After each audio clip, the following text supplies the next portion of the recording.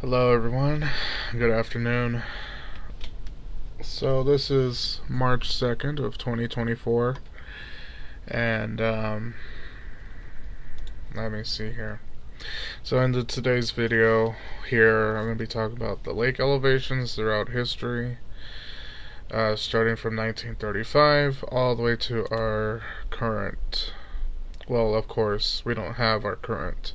Hasn't been updated yet, but you'll be able to see it all the way up until the year 2023, just in the month of March. Because, of course, this picture I took was from last year, and they haven't had updated this elevation chart from then. But other than what we're going to be seeing here on this chart of elevations, you'll notice here the highlighted points. These are all of the low points right here in yellow, and then the high points are in the blue sections. So the most important thing is the beginning of creation of the lake. So you can see the elevations barely just started going up. First low point, or no, the low point right here. But as you'll notice, as the low points are marked, it won't get any lower than that. So it gets higher. You get 928 right here. 925, 920, 914, 908.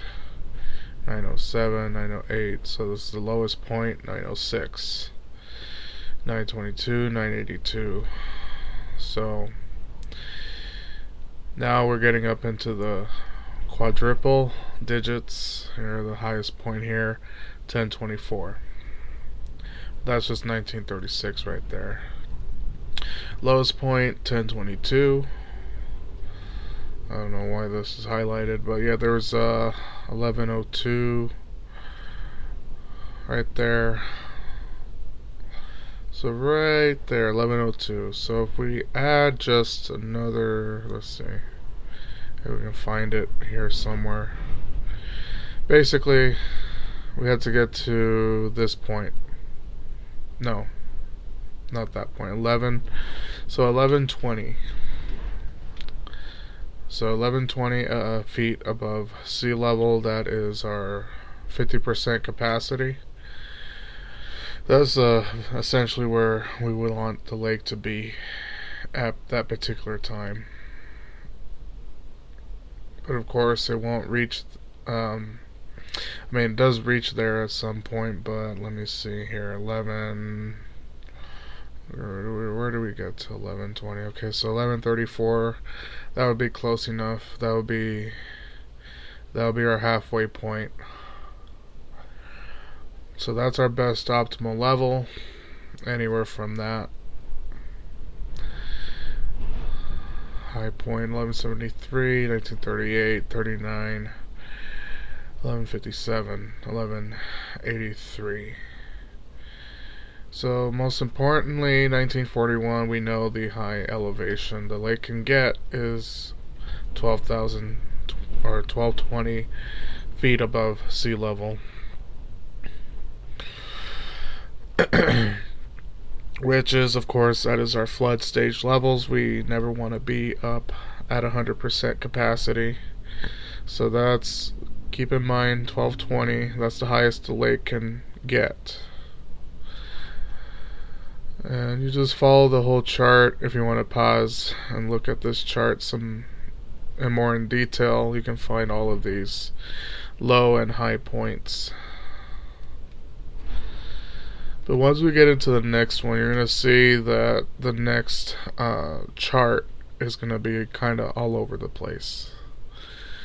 And thus you can see this right here. It's pretty scattered around. So going up here, this is 1983. Lowest point is 1206. 1210, 1211, 1211, 1212, 1220, which of course, remember, that is the highest a lake can get. But then the next month, this has to be July, so January, February, March, April, May, June. Yeah, so July of 83, lake levels at 1225 feet. So it's essentially 5 more feet higher than its normal all-time high. So this is the record all-time high where the lake can actually get during that flood event of 83. It was so much water coming in, they had to use the spillways for 63 consecutive days non-stop. So water was going over for a very long period of time. And of course at 1222, the lake's still pretty high the next month. But yeah, after that, the lake steadied. But you can see all the numbers here, they're all 12s. Pretty much right up until the 1990s, where we always mentioned the lake started to go down just a bit. But you can see how long it takes for the lake to drop. From 1990, let's just look at all the low points. So 1990 low point is, was there a low point here? I don't think I see one for 1990 unless, okay. So there's 1177, 1171, 1173, 1178, 1190, 1175, 1190, 1195. So that's the year I was born. 1211 here, so it actually went up. 1206, 11, 11, 11. All these are 11s. You get to 1093 here in 2009. If I got that right, 1093, 1081. You get back to the 11s here. So we got 1091, 2011, 1104, 1080. What year is that? 2014. Now 2015, 1075. Now, remember when I said best optimal level needed to be at just 1120 feet above sea level? So, if I can find it here. So, pretty much like right here. So, 1120, 1125 feet above sea level. So, from that to 1075 here, nearly just about 50 feet apart. Technically 1070 to 1120 would be 50 feet apart. So of course this is 1071. Now an interesting question was brought to me just a few days ago. A lady talked to me about how she remembered back in 2016 that the lake was, if I get this correctly, no, not 2016, that the lake this year, which is right now, if I can show you here, is exactly 1076 feet above sea level currently today. 1076. Now I don't know about point whatever else afterwards, but we know it's roughly 37% capacity at this time. But the lady was saying that the lake now is lower than when the lake was in 2016. Now that does make sense here in 2016 when you get to these dates. Not dates, but these elevations here: 1083, 1084, 1080, 1076, 1073, and then here's 1071. So we know this based off, okay, the lake level was at its lowest since its creation back in 2016. So if we go back in time to that year, 2016, yeah, 1071 was essentially the lowest the lake has ever been since its creation. But depending when she was here, she had to have been here right about during the beginning of these months of 2016. Or even this month to 1076. So that's still, well, actually, no. It would have to be these months. Or December. Right here, 1080 feet above sea level there. If that's the, well, anyway, still the same this year. Or that year. So yeah, 1080. So it confused me because I'm trying to think, like, well, maybe she's right. She could be right. But looking at this now, you can see that the lake was higher in the beginning, but then it starts to drop further down. So she probably was not here around this time when the lake was lower than that. So when she puts the pictures side by side, yes, correct. The lake would be essentially much lower than it was in 2016. But here's the thing.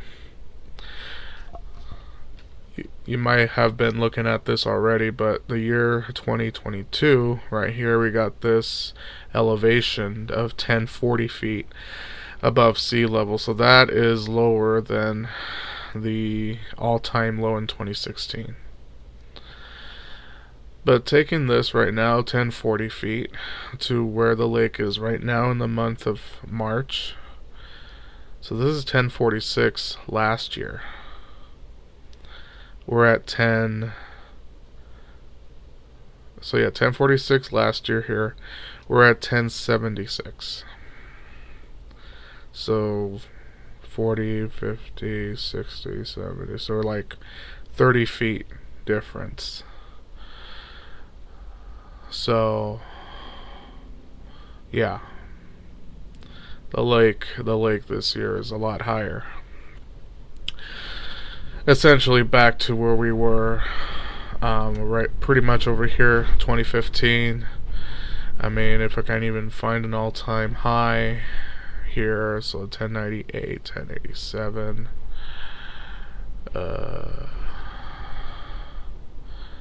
10, oh yeah, there was this, 1067, 1066. So let's see. Yeah, it's all going down here. 1040, 1046. But yeah, anyway, the elevations from here, they're kind of all over the place, which is why it kind of confuses me sometimes. But one of the guides here, his name is Steven. He's the one who charted all of the high and low points on this elevations chart. So it makes it very easy to see all of these high and low points. You can also pause and look at this.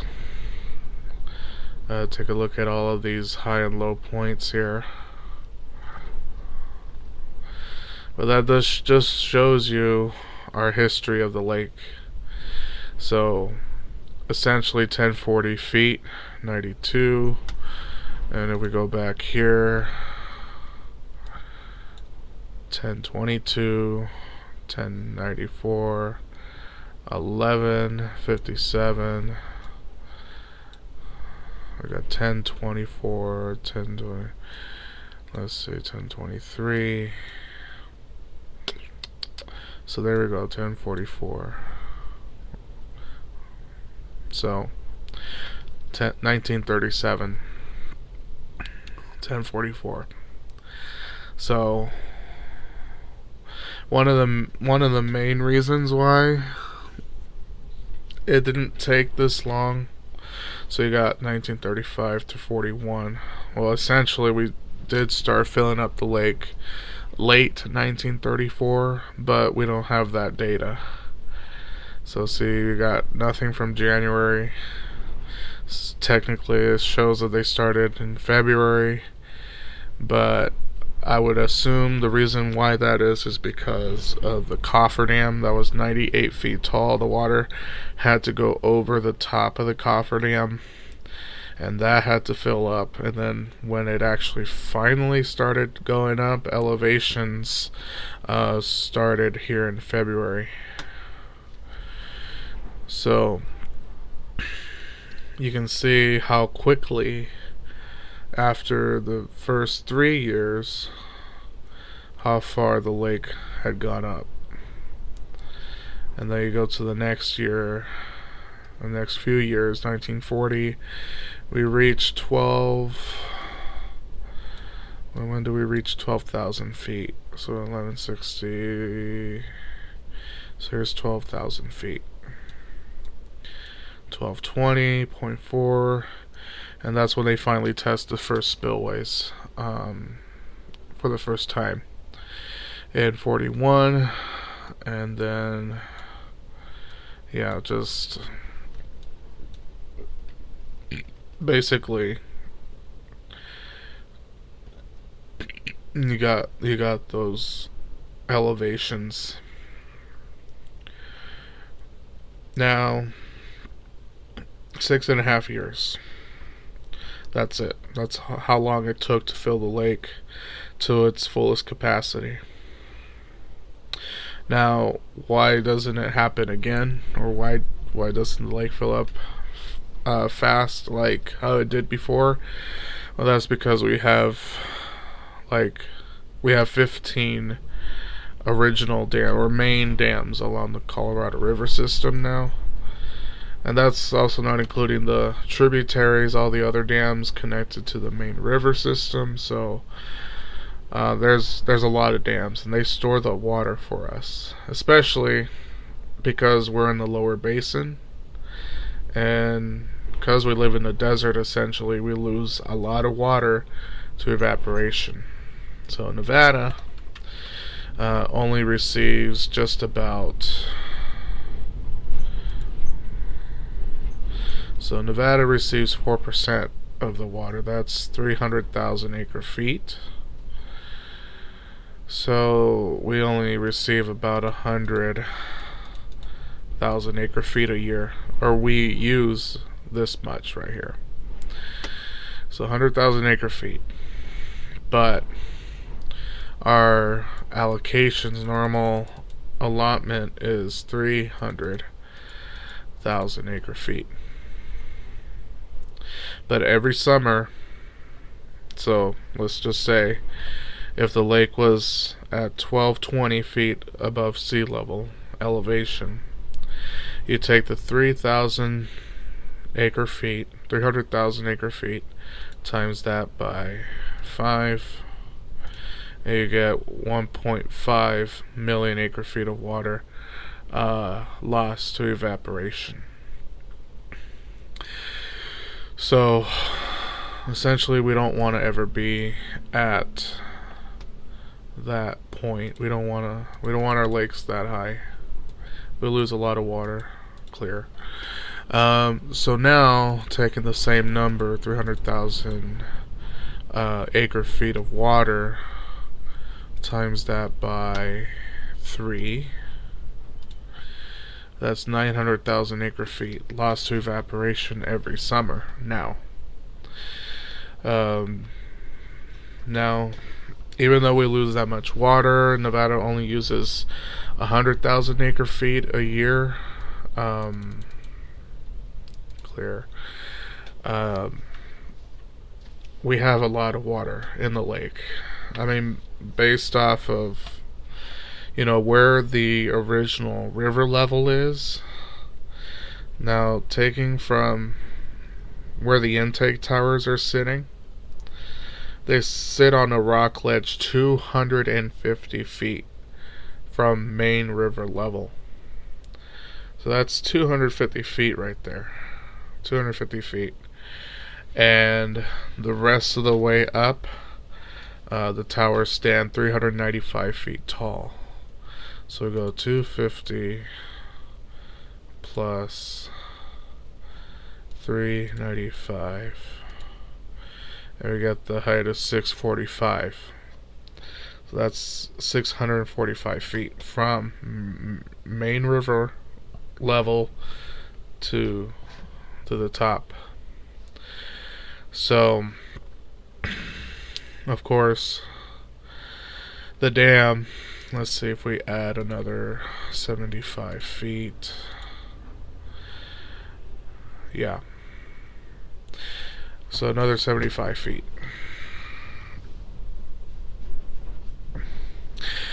The dam's base is not attached or connected to the canyon wall, so it's keyed in another 75 feet into the solid foundation, which is why the math doesn't make sense, of course, in terms of how far or how deep the lake is because you got that 75 feet further down into the bedrock. The dam is not attached to the canyon walls on either side. It's like a wedge or like a cork in a bottle. It's keyed inside the canyon wall 75 feet. So then from there, 720, of course, you add just essentially 6 more feet. You got the dam's height, 726 feet tall. Because, of course, the lake does not, like I said, elevation of the lake is 1220.4. And then 83 was 1225.4. Essentially just about 7 feet below the top of the dam. And then you basically add those numbers. Because you get the top of the dam, the roadway. And then further up, you got the towers sticking up on top of the dam, which are much higher than the roadway. So that's why you get the height of 726 because of those towers. But other than that, technically from let's just clear it. So technically from 720, so yeah, technically from the lowest part of the base of the dam to the top part of it where the lake can get up to, roughly there, 720. Because of course it can't reach, or actually no, not 720. It would be lower than that because of course we don't want the lake ever going over the top of the dam. And the spillways are essentially, what is it, 26? Or is 27? Excuse me. Yeah, 27 feet below the top of the dam. And then you go, I think it would be minus 16 feet. So that gets it up to 11 feet below the top of the dam. But then if you do another 4 feet, back in 83, there we go. So yeah, you got the 7 feet below the top of the dam in 83. I can't really do those math problems in my head. I have to have some sort of help or calculator to show you that specifically. But yeah, all of that makes sense in terms of elevations, the lakes, where it's at.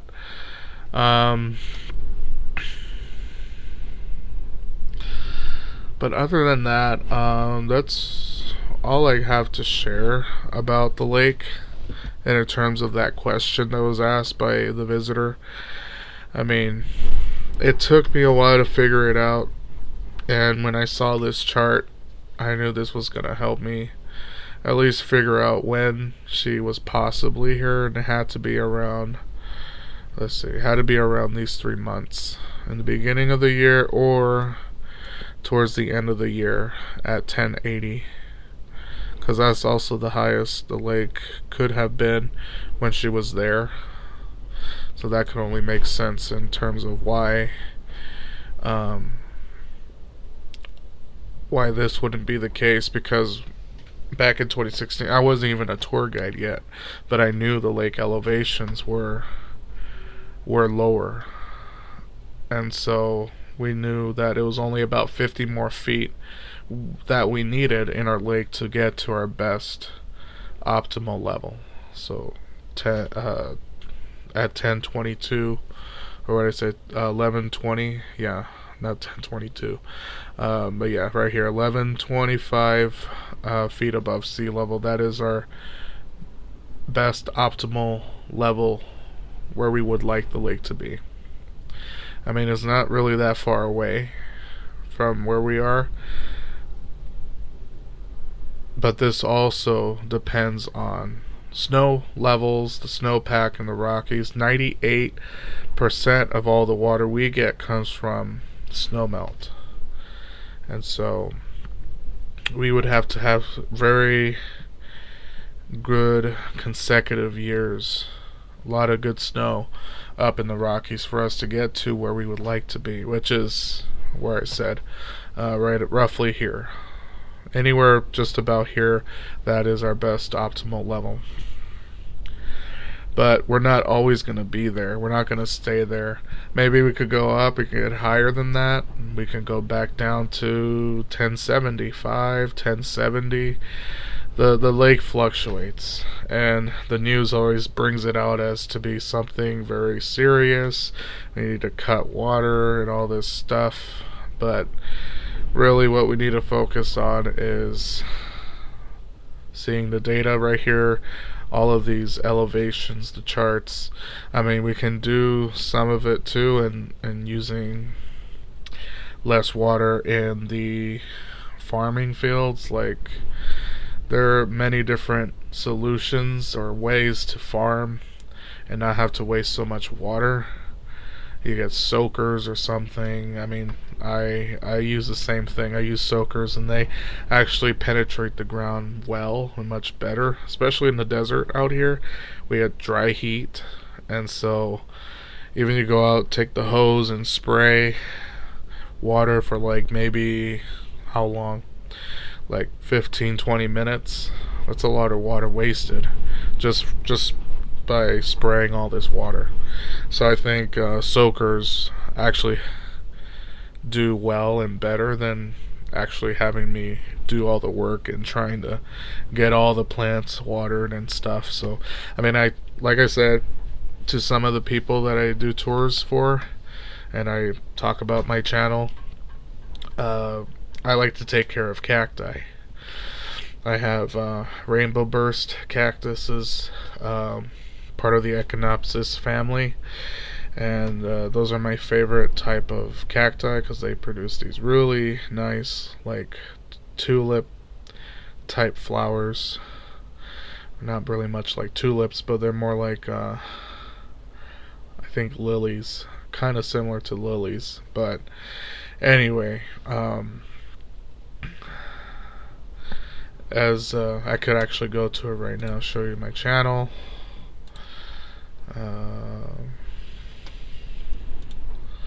Yeah, right here.